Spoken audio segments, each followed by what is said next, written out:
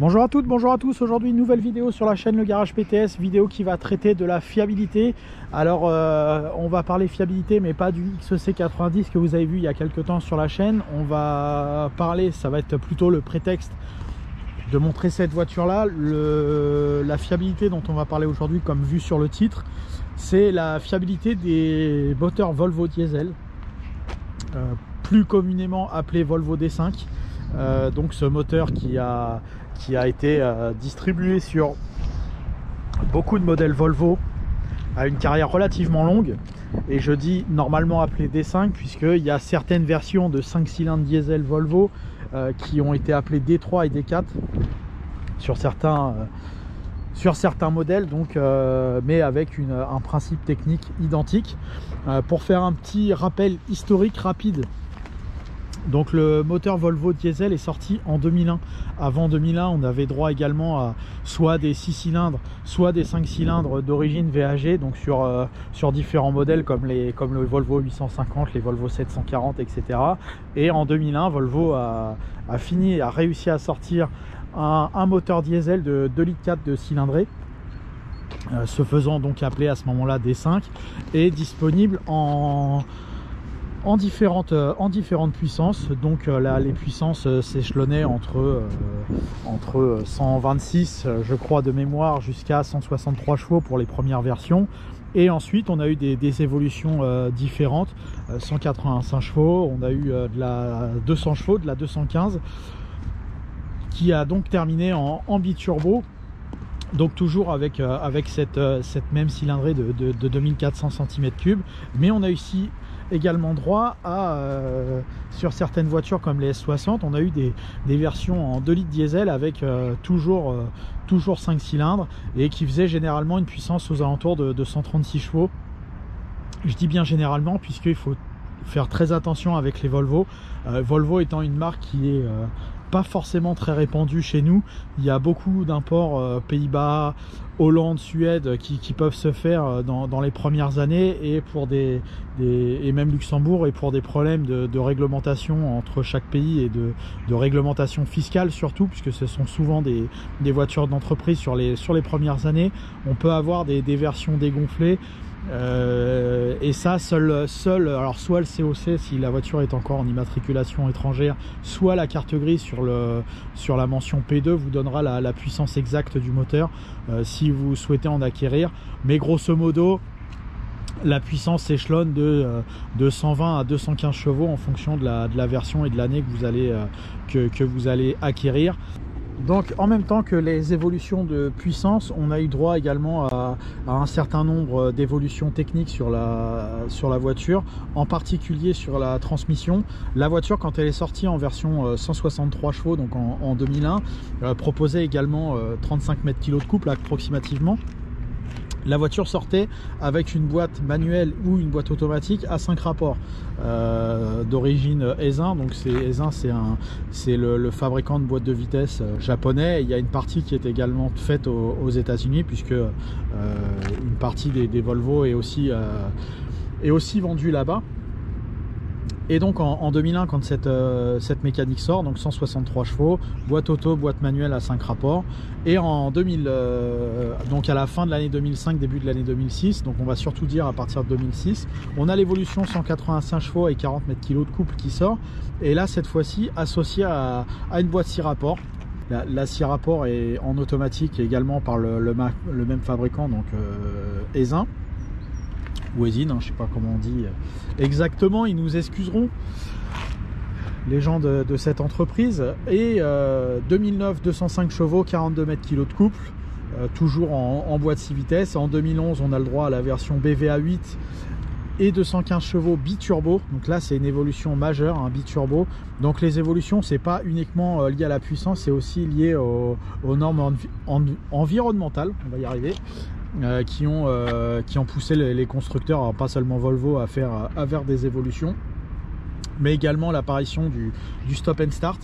Et on a eu droit donc en clôture de carrière jusqu'en 2015-2016 pour ces motorisations là. Sur les V60, on avait le droit aussi à une version 190 chevaux et 42 mètres kg de couple.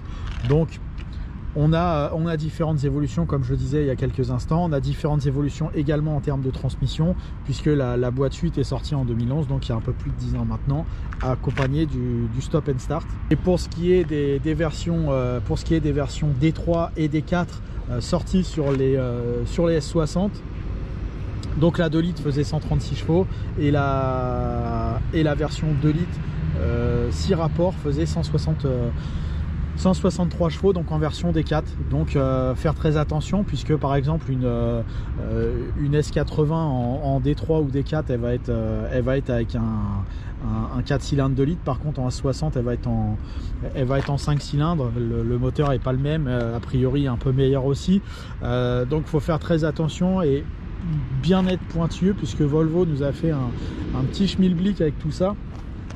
Il a trompé les versions. Globalement, sur l'ensemble de la carrière, ça s'appelle D5 de A à Z. Simplement, quelques versions se sont fait appeler D3, D4 avec des 2 litres, toujours en 5 cylindres. Après la partie histoire qu'il était nécessaire de rentrer pour expliquer un petit peu les différentes évolutions et différentes motorisations possibles, ça me semblait nécessaire en introduction, même si c'était un petit peu long et un petit peu compliqué. Le moteur donc diesel Volvo, on peut le voir, à une position originale, puisqu'il est posé de manière transversale, ce qui est relativement rare pour une version à 4 roues motrices comme ici. Donc Volvo justifie ses choix par un argument sécuritaire qui est cher à la marque, hein. Il y a moins de risques que le moteur intègre l'habitacle, hein, de par la position mécanique. Alors ça engrange d'autres défauts, mais en tout cas d'un point de vue sécuritaire, évidemment le gain est manifeste. Et donc ce 5 cylindres Volvo sorti sur la S60 a eu différentes, donc comme je le disais, quelques évolutions, et a été proposé donc sur toutes les carrosseries, donc S60, V70, XC60, XC90 comme ici, mais on a eu droit aussi à la petite C30 avec cette motorisation ici présente. Pour parler fiabilité de cette voiture, donc le moteur est sorti en version 163 chevaux. Le 163 chevaux était la version la plus simple, la plus dépouillée. Il y avait malgré tout une vanne EGR, il y avait une injection directe à Common Rail, donc ce qui se faisait au début des années 2000 en termes de technologie sur les diesels. Il y avait un simple turbo à géométrie variable et une boîte manuelle ou automatique à 5 vitesses. L'ensemble mécanique propose quelques soucis malheureusement sur ces versions de première série. Les problèmes les plus récurrents touchent le système d'injection de la voiture. Les injecteurs posent problème en grande majorité, malgré le plus faible niveau technologique disponible. La maîtrise au niveau de l'injection n'a pas été de mise. Et beaucoup de problèmes de tremplement, de mauvais démarrage, de surconsommation, de fumée excessive ont égrené les années 163 chevaux chez Volvo. Donc c'est plutôt un gros point faible de ce côté-là sur la mécanique. Pour le reste, le bloc moteur est plutôt très fiable sur ces 163 chevaux. La transmission aussi est très fiable, pas très agréable en version 5 rapports, hein. La boîte automatique est pas folle, mais il faut dire que c'est globalement fiable, hein. Cette transmission automatique est pas mal. Donc ça, c'est le point numéro 1 à surveiller, ça va être le système d'injection si vous souhaitez acquérir une 163 chevaux. Deuxième point faible, on va souvent avoir ce support moteur supérieur qui va poser problème sur les voitures, donc ça s'accompagne de beaucoup de tremblements moteurs. Plutôt désagréable, hein, il faut le dire, donc à corriger, à contrôler si possible. Pour le reste, la fiabilité de ce 163 chevaux est bonne. La transmission se fait, la distribution se fait par courroie, avec un remplacement tous les 150 000 km. Si évidemment vous avez vraiment un faible kilométrage, il faut anticiper en termes de nombre d'années, même si Volvo ne donne pas de conseils particuliers à ce côté-là, en tout cas sur le carnet d'entretien, il est quand même préférable de faire un remplacement de courroie tous les 5-6 ans, même si vous n'avez pas atteint les 150 000 km nécessaires. Quelques problèmes d'alternateur sont aussi à signaler, mais c'est globalement assez rare. En tout cas, les problèmes de turbo, les problèmes de vanne EGR, de cardan ou de direction assistée sont quasi inexistants. Donc pas de problème de ce côté-là. Donc simplement s'assurer que la courroie a été changée sur ces 163 chevaux de manière régulière. La vidange également, mais ça c'est quel que soit le moteur, le support moteur et le système d'injection qu'il faut surveiller comme le lait sur le feu. Les versions 185 chevaux, comme présenté ici, se distinguent par une évolution au niveau de l'injection. On va enlever le cache moteur. Ça nous permettra de voir un peu plus le moteur sous le cache. Hop. Donc différentes évolutions accompagnent ce 185 chevaux, un nouveau turbo pour plus de puissance, un nouveau calculateur, enfin une nouvelle programmation en tout cas du calculateur a été mis à jour une nouvelle puissance, les nouveaux injecteurs montés ici sur cette voiture, donc bien sûr ils sont au nombre de 5 puisque c'est une 5 cylindres. On fait passer donc la puissance à 185 chevaux. Une autre évolution qui là pour le coup est pas une bonne idée de la part de Volvo, c'est ce petit truc là. Ce petit truc là, ils appellent ça une biellette de swirl. Cette fameuse biellette, on peut voir qu'elle est dans... Alors j'ose même pas la toucher. Elle est en plastique. Le moteur est génial, mais ils ont mis ce truc là. À croire qu'ils ont fait exprès.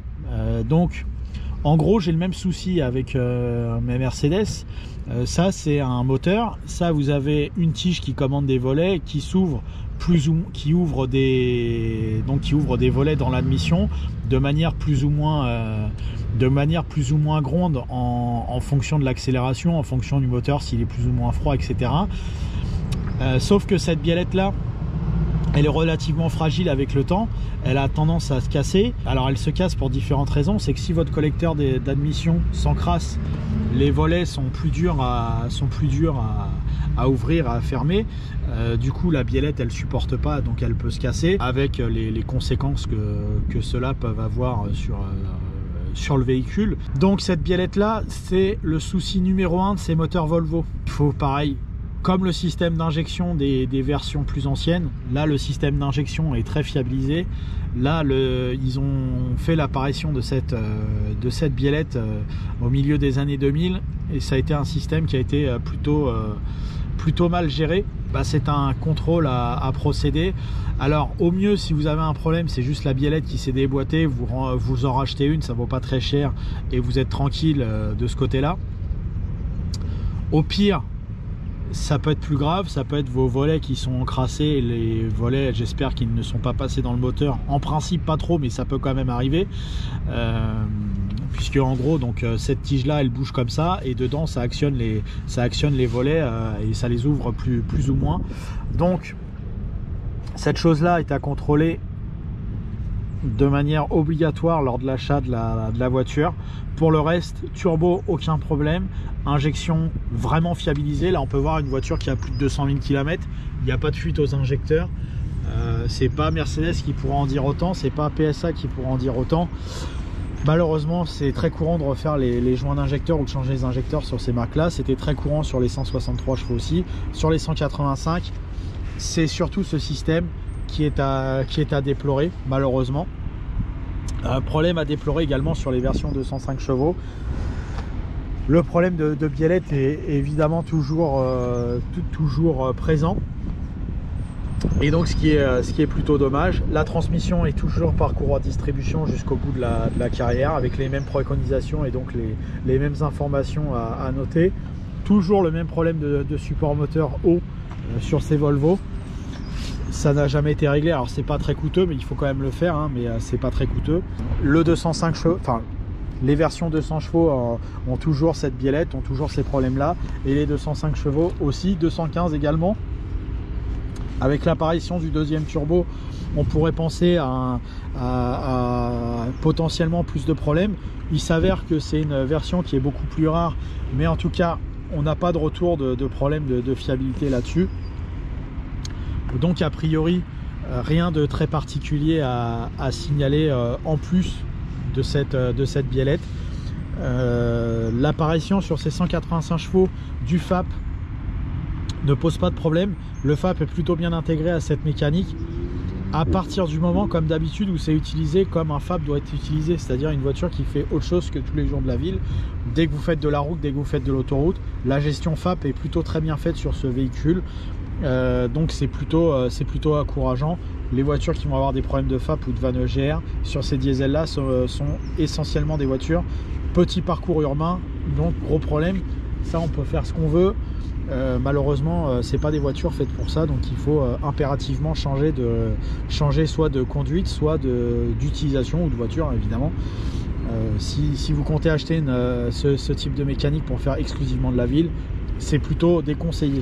Donc voilà, on a fait une revue de détail plus ou moins assez précise, je dirais, de ces mécaniques Volvo qui ont fait le bonheur de millions d'utilisateurs dans le monde pendant 13 ans, et avec un nombre de voitures encore en fonction aujourd'hui pendant encore de nombreuses années. Donc la mécanique de ce D5 est très fiable, de très bonne qualité. Il ne faut pas négliger l'entretien. L'entretien est assez élevé sur ce véhicule-là, surtout si vous faites les opérations chez Volvo. Si vous les faites par vous-même, vidange tous les ans ou tous les 10-15 000 km, ça participera à la fiabilité de la voiture. En fonction de si vous avez une version FAP ou pas, l'indice d'huile est à remplacer. Évidemment, les conditions d'huile ne sont pas forcément les mêmes. La courroie tous les 5-6 ans. Et à partir de la 185 chevaux, contrôler véritablement cette biellette swirl pour éviter les problèmes. Et sur les 163 chevaux, éviter malgré tout cette version là. C'est une version qui est peut-être la moins conseillée. En plus aujourd'hui elles vont avoir 20 ans, donc elles sont très kilométrées, avec des problèmes d'injection qui sont relativement importants, mais c'est une mécanique qui est plutôt très fiable, donc pas de soucis à déplorer dessus. Vous pouvez y aller pratiquement les yeux fermés du moment où c'est entretenu et du moment où vous avez contrôlé ces petits éléments que je viens de signaler. Voilà, merci à vous d'avoir suivi cette nouvelle vidéo sur la chaîne Le Garage PTS. Merci encore pour votre fidélité. N'hésitez pas à vous abonner, à aimer, à commenter Le Garage PTS sur YouTube. Merci à vous, à bientôt.